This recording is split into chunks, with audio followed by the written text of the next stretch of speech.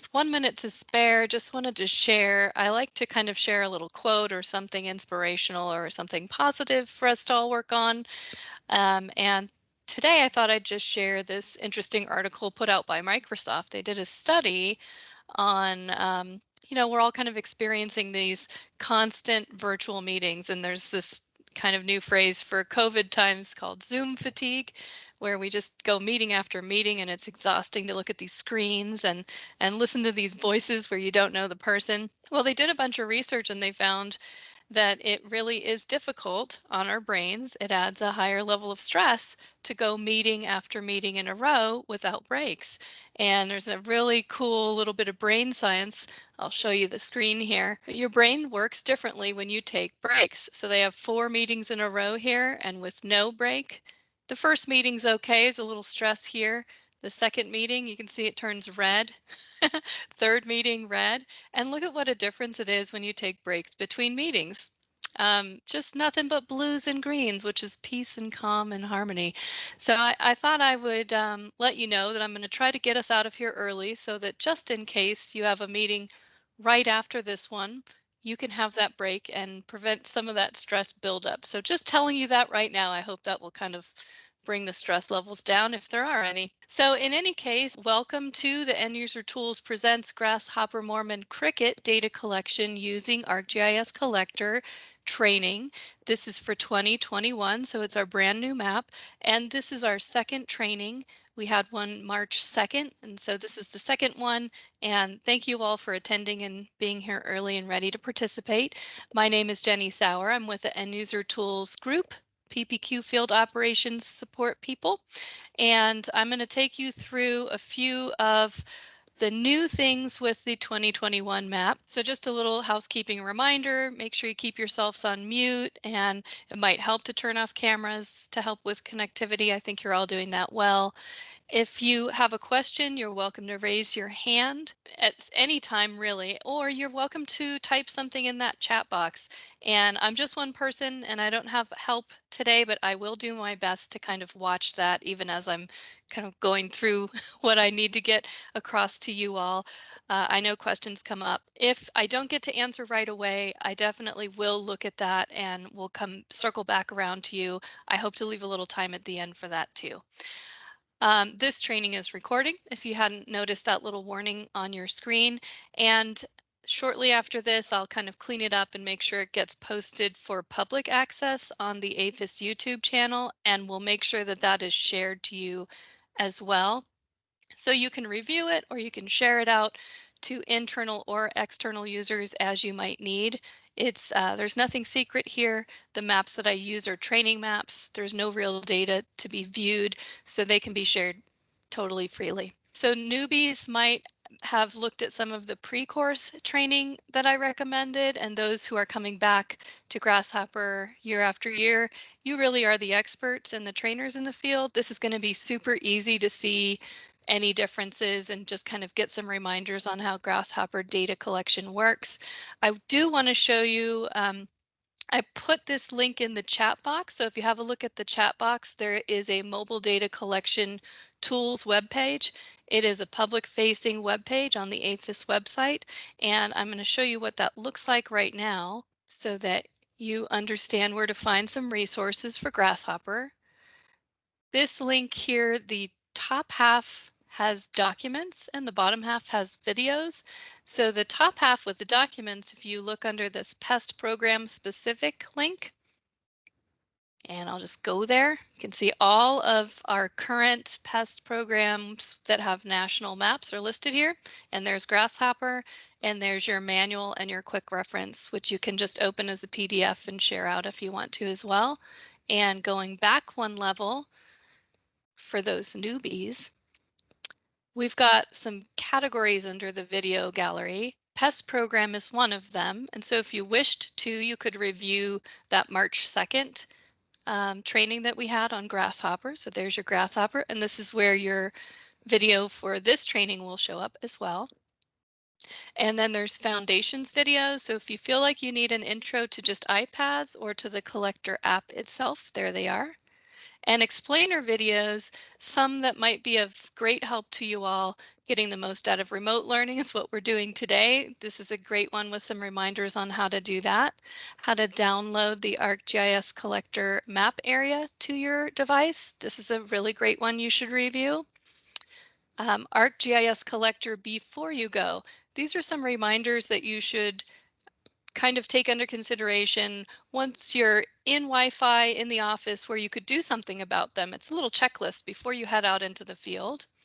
This APHIS GIS portal sign-in is also really helpful with the Grasshopper, Mormon, Cricket map living in the GIS portal now. So how to sign in and out and all of that.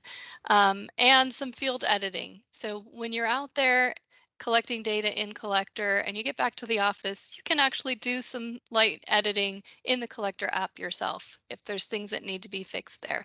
So this is a very useful tool for you, this website. Lots of videos here on things to do um, in the Collector app. So I wanted to make sure that you had a visual of that. That link is in the chat box. Also, our training is going to have a quiz and you are welcome. It's really kind of, I view the quiz as like my review for you. And so you are welcome to open that quiz link and take it along as we talk through things. And you will get an automated email once you submit that quiz, which says you completed this training. So that's something you could pass on to your supervisor or just keep in your back pocket with the knowledge that you've achieved that goal. So what are we going to talk about today? We're really just going to go over the main points of what's new. And then this second little line, take note, is really kind of a, what's tripped people up in the past or what's something you want to pay special attention to. So that what's new category is actually in the Grasshopper manual on page 2. So if you wanted to open that up and follow along, you're welcome, but that's where you'll find what I'm going to talk about next. So let's get started. What's new? Da da da da! Loudspeaker. The pest count is just renamed. These are all really easy, guys. Now it's pest density per square yard, which is really what it always meant before. And I think you all interpreted it that way. It's not really a count, but a density by square yard. Some minor changes to the spelling of domain values. A domain is the choice. So when you have a field to fill in, the options that you choose from for that field are the domain value. An example of that would be the life stage was previously something more like first instar larvae slash nymphs. Now it says first instar nymphs. So just kind of a simplification of those values in the drop down list of what to choose there. And then the third little bullet point there of what's new, there's now a related table in case a sample is taken. And this was added to each of the 4 survey layers. I'd like to show you what these what's news look like. So I'm going to share my iPad and give you that view. My iPad is timed out, so all of you know the stress of that passcode. And let's have a look at the Grasshopper survey. It was in the act of downloading a map. I'm not going to worry about that. I'm just going to go into this live. So again, this is the training version of your Grasshopper Mormon Cricket map. I can tell because it says training in the title. It says training on that thumbnail photo. So none of this is real. These are my, this is just my map to show you how it works. So just a quick reminder, this stack of papers is your layers icon. And when you first open your map, you're going to have no layers turned on. They're defaulted to off. So the layer that you are using, you will turn on by toggling that switch, just like that. And you can see a point came in. Again, this is just a test point that I've taken, no real data. So if I turn all of these layers on, you can see I've got a couple points here all throughout my map. And so I've got all 4 layers turned on. And then let's look at this legend real quick, just to show you what that looks like. Here's our legend of how all of those symbolize on the map. So if you ever need to check that. And let's have a look at this data form. So with all of my 4 layers turned on, it's going to ask me to choose which layer I'm collecting in. So if you have layers turned on, they will show up on this list. If you do not, they will not. So I'm going to choose this nymphal survey layer. And a couple things I wanted to show you was the pest life stage. See, there's the simplified kind of wording, no big deal, right? Nothing scary there. The pest density per square yard, that's one change there. Another thing that let's see, what I'll do is I'm going to cancel this. In order to collect, let's say you collected a sample. So on one of these that I've already collected the location on, let's say I've just filled this out. So I would scroll down and I've submitted it. If I scroll down, I've got a couple ways to access that table. One is this little link icon here. And if I scroll down, I'll see that same link icon. And the name of this table is Grasshopper Nymphal Samples, which makes sense. I'm in the Grasshopper Nymphal layer. So each layer will have, once you've collected the main data form, this little related table for collecting sample data. And if I go ahead and select that, then my next step is to hit this add button. And you can see it's a really simple form. It's just kind of allowing for that option if you want to collect data that way. Again, this would follow survey protocol, whatever your supervisor instructs you to do for the sample name. Of course, it's defaulted to Grasshopper. Again, that's because we're in the Grasshopper layer. And then specimen status here. That's pretty simple little related table, but that is new. So you would complete this. I'm going to go ahead and do it so that you see what that looks like. I'm going to say no determination. And then you have to hit this submit button just like that first data form. And there we go. That's a sample recorded that was collected on this point here.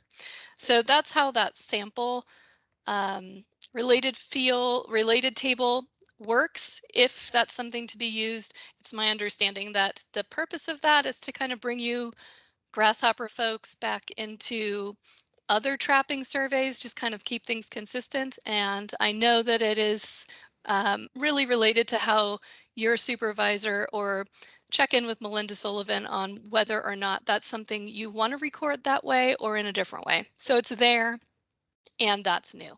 So those are those three things. The pest count has been renamed, some minor changes to the domain values, and that new samples table was added. And that's really it for what's new. Nothing very mind-blowing there, right? And that moves us on to taking note, which is important. Some of these things are so obvious, right?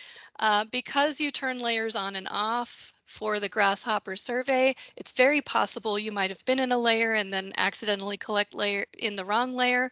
So number one, always check that you're in the correct layer when you're collecting data. Be sure you're collecting on the right layer. And then secondly, that survey date equals today.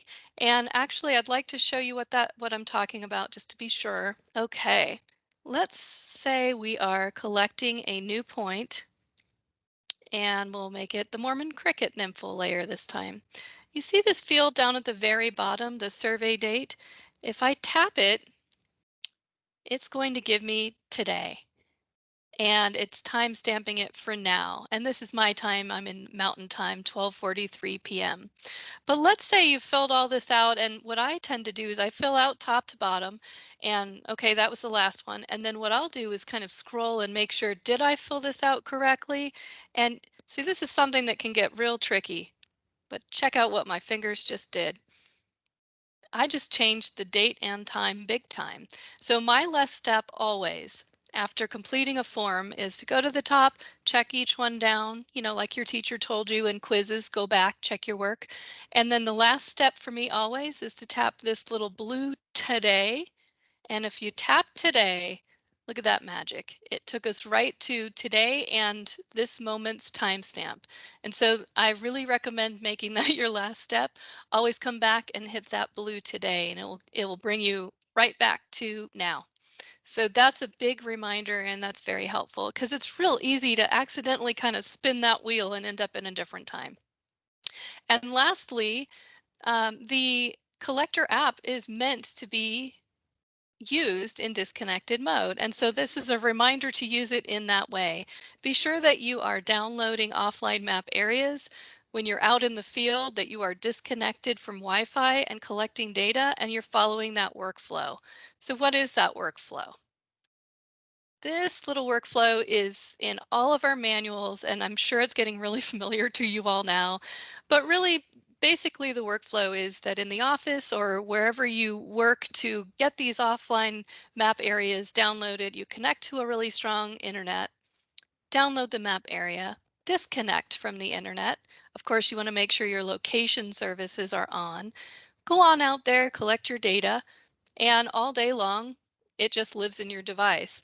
Once you get back to a location where you can connect to a strong internet signal, then you hit that sync button and sync all of your data from that day back to the online database. So if you need some reminders on that, there are videos on the website that I showed you. There's how to download the map area.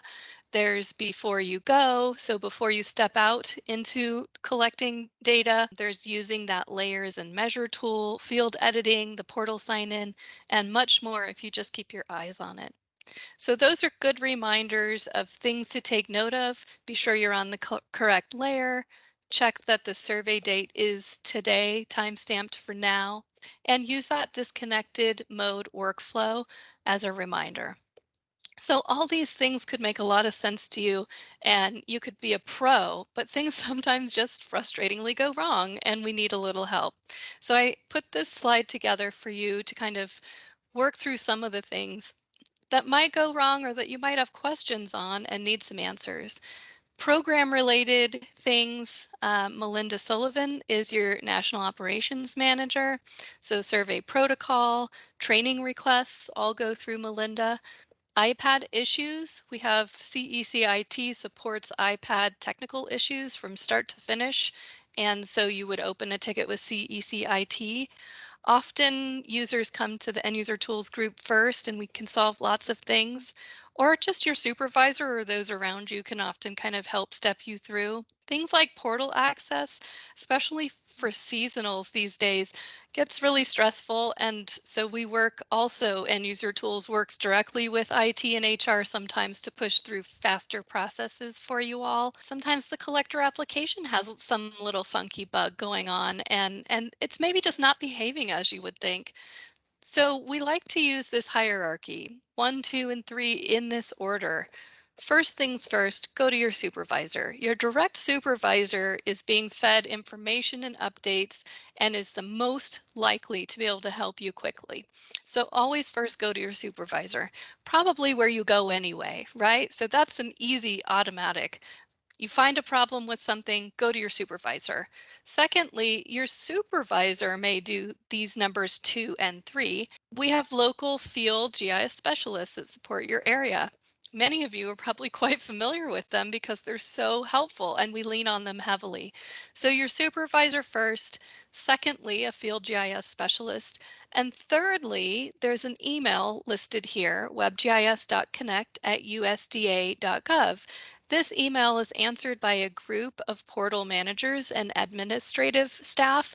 So there's a group of brains that can help. So sometimes we reach this point where the supervisor doesn't know, the field GIS specialist is a little puzzled. The next and last place to go would be to reach out to this WebGIS group. And surely an answer could be found by that point.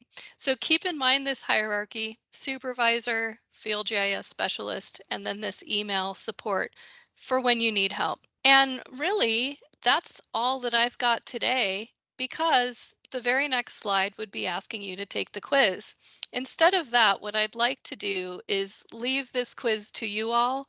I will follow up with an email with this quiz link, with the link to where you can find the documents and videos on our webpage, and probably a feedback form as well on this little brief, little fast-paced training. I'd like to leave this quiz to you all to decide to take on your own time and leave a little space for questions. So is there anything that I have gone over that you would like to see again or something I haven't gone over that you have any questions on? And I'll ask that you raise your hand, but is there anything that I can answer given this little space of time? Mindy, or Melinda, sorry, Sullivan. Yeah, just a quick question for you, Jennifer. Have you guys been able to correct off that download issue of the offline maps with Montana and Wyoming? Montana and Wyoming, as of Tuesday, Montana had been successful with all but one of their users, and they were just waiting for them to come in. We had to work really closely with IT, Melinda. It's a good question. I think so. Because one by one we've been able to sort it. It seems there's some individual device issues and it may be related to VPN, but I believe that we've worked it through. And Mindy probably can comment on Wyoming. Go ahead, Mindy. Wyoming is still kind of in limbo. I put in a request with CEC to have one of the iPads upgraded on Monday, and I still haven't heard back from them. So Mark Crane has contacted them, and kind of hopefully I'll get some response soon. Um, but we still have a lot of delay in downloads, and then because it takes an hour and a half to download one, they're not even trying to do a second one because they don't have time. Yeah. And it's Boone who's in the field, so Yeah, I would venture a guess that things will change with the portal migration. Should that be successful and it's looking very good, which is a good time for a reminder that May 15th to May 23rd, that week, the portal will be down. So to just make sure that you're making note of that. And again, checking with supervisors on how to handle that week of not being able to sync back to the portal. But in my opinion, it seems as if there is an Esri side to our download issue. I've got the ticket open with Esri Premium Services for that map download issue, and then I've been working with CECIT as well. And while I feel that CECIT has made lots of progress, so it might be both, I think I'm with Mindy that there's still something going on. You saw that I was downloading a map this morning, and it's almost like regardless of how much progress you make until it succeeds or fails, you just don't know what's going to happen. And it's never been fast, but this is really bad. So I think we're making progress, Melinda Sullivan, if I could say that. And we have been able to narrow, at least Montana seems to have found success. So, um, I mean, keep asking and I'll try to keep you posted. It seems to be kind of a random user issue as well. Thank you. That's really the whole portal might Yeah, you because yeah, I'm thinking the states that are going to be collecting any data or even have a chance of collecting data need to have those map areas it's done. true. Yeah, it's true. I think You are also definitely welcome to reach directly to me, just because I've been the person that they've been communicating with, both IT and Esri. If there's any option or any specific way for you you to configure, I'll help. I'm happy to do that. If there's a user in particular that needs help, you can send them my way.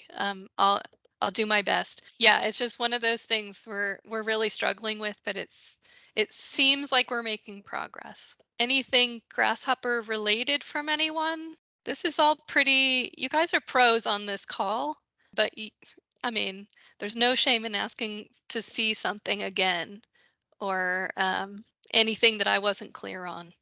Awesome.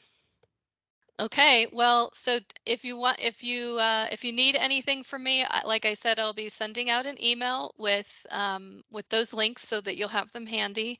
There will be a recording produced, and you'll find it on that webpage again. Don't forget to take this quiz. It's a good barometer. It's a nice little review of what we talked about. And I'll just leave you. I've already asked you for questions, but you can reach out with questions at any time. This isn't the end of your ability to reach out. So this is my information, and feel free to reach out to me anytime or anyone on end user tools group. We're here to help. And like I said from the start, it's really important to take our breaks. So we've got 5 minutes before the end, and hopefully that gives you a little less stress for your day. And I will part ways and wish you a good rest of your week, everyone.